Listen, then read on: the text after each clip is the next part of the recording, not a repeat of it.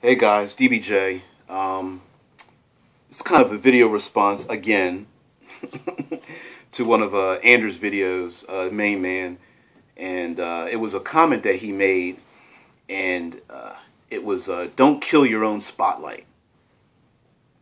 And I'm going to use this as my example. This of not killing your own spotlight is Batman and the Joker, right? Now, as much as we all know, the Joker needs to die. Every time the Joker comes around, Joker needs to die. Ever since Chris Nolan's Joker and the Joker portrayed in video games, the Joker portrayed in the animated series, he's the worst of the worst. He's got to die. But he doesn't, and Batman doesn't kill the Joker. And you're like, well, why? Well, there's story elements to that, but let's relate this to role-playing games, right? If you created the Batman and the Joker is this, serial killer, crazy, obnoxious guy who's just absolutely bonkers, and you kill him, you just killed your own spotlight. You have no more story anymore. When you make a character and say, I have a nemesis, I want to kill the nemesis, you kill the nemesis, what is your focus now? Now, that's not to say that you should, when you play a character, you should never kill here's a nemesis, here's my rival, here's my bad guy, and I should never kill them.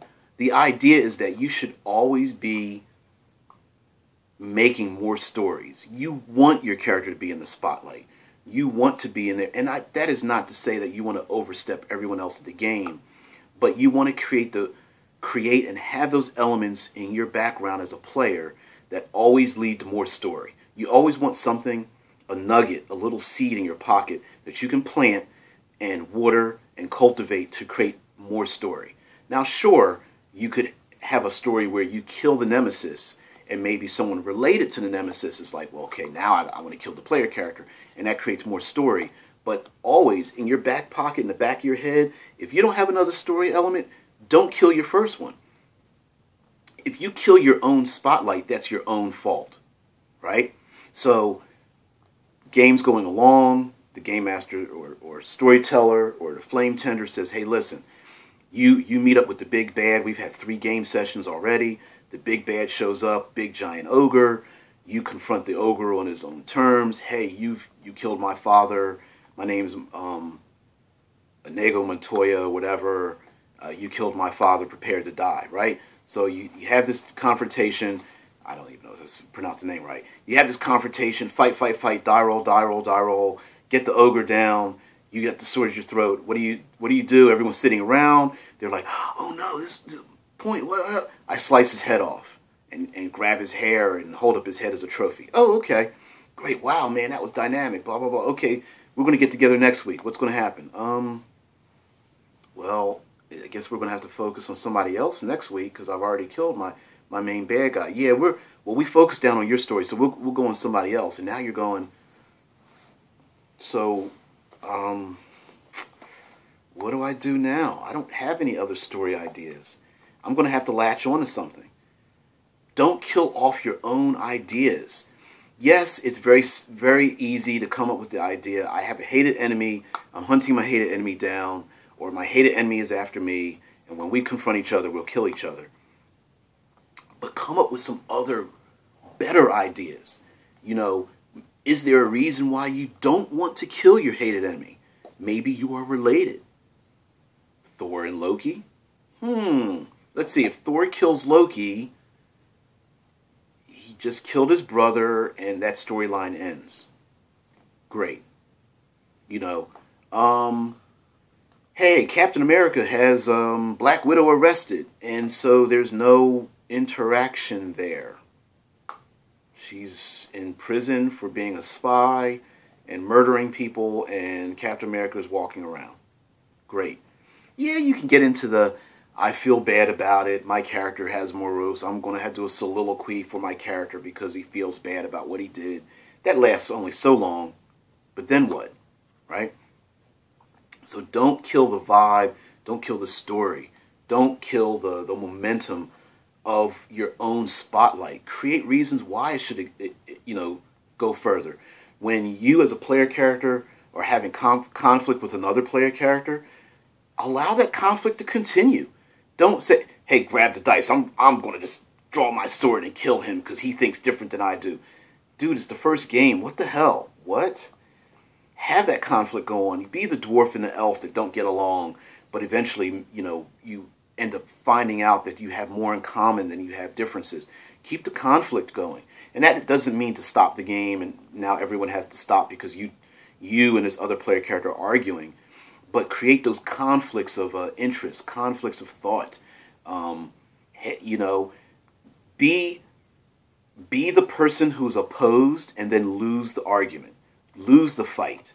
We shouldn't capture the orcs and torture them, but you're going to do it anyway. Well, I'm not going to get involved. I think this is wrong. So I fold my arms and pout. And you go, oh, here he goes pouting again. He's the paladin. He's going to start pouting again. And then at some point, maybe one of the player characters goes, you know what?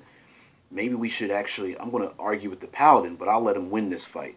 Okay, you know what? I think we should poison the guards, but you know what? We'll do it your way this time. We'll see how it works. And yeah, you could do a little rubbing in your face. Yeah, this wasn't a great plan. If you just allowed me to poison the guards, we could have killed the guards and snuck in without alerting, the army.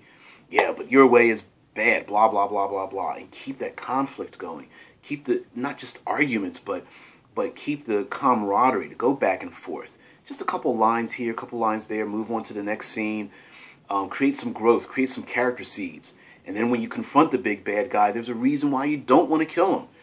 Maybe I've thought differently about it. I was a paladin going out to kill the evil cult priest, but maybe we can use the cult priest to question them and find out where they came from or what it is that draws these innocent villagers into wanting to become members of this cult. Maybe there's something I can learn from it.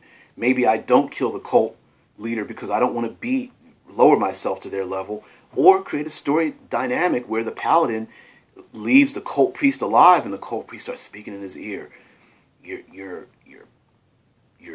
religious leaders are corrupted.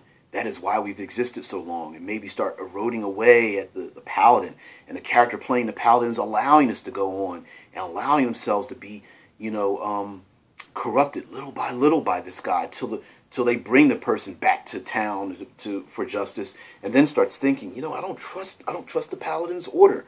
Was this person speaking in my head? Allow that story to grow, and the game master's like, man, you've given me some fuel for a great idea.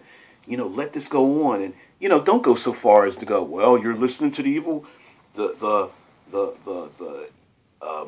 cult leader. That means you have to atone because you're just going to lose all your paladin abilities. Don't punish a great story. You don't never punish a player for creating better stories. Sure, do we want to, do we have to pause the game while the pally goes off and atones for what he does? You don't have to necessarily go that way.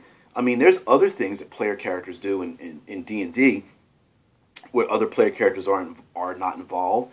Wizards go off to get their spell components. Thieves go off to go to the Thieves Guild to do things. Clerics go off to, for meditation or something. Monks go off to practice their arts. Bards go off to learn more stories, whatever. There's always those kind of things, but you always want to add more story and bring people into it. Bring other player characters into it. Maybe if the paladin gets corrupted when they bring back the cult leader, now here's a great opportunity for the players to follow the paladin when he wants to go off and atone for what he's done. And that now you have a great opportunity to have random encounters and going off where the paladin's like, I need to go off by myself. Well, we're not going to let you go off. You're our friend. And blah, blah. And maybe one of the evil player characters is going, dude, I like the paladin better when he was being good. I can't believe that I actually thought he would be better this way. That's not right. That's not the way he should be. I'm the one that backstabs. I'm the one that's evil. I'm the one that's out for the money. He shouldn't be. I've got to change this. That's not right. Everyone being corrupted and living in the city of shadows or whatever. I miss having that rock in our group, that person that I could turn to that would always draw us back from the edge. Create these greater stories. Don't kill your own spotlight. Add that fuel to the game. And thanks, Ander. Thanks for Within the Ring of Fire. Thanks for all the people that put out those great post those great live plays. And DBJ, as always, create more. Don't destroy your own spotlight. Create more story seeds. If you have to destroy it, if it calls for through narration, you're like, you know what, this is the end of the storyline. Always have in your back pocket another subplot, another thing you can throw out there, throw out to your game master and say, hey, listen, this is what I want to do. I have this great idea. I think this storyline's ended. I want to, make it go in a different direction. There's other players in the game. I think they're creating some great ideas. I want to go in this other direction here. Most game masters like, yeah, you know what, that's awesome. That creates more fuel for the fire. All right. So anyway, DBJ, as always, create, don't destroy, and I'm out.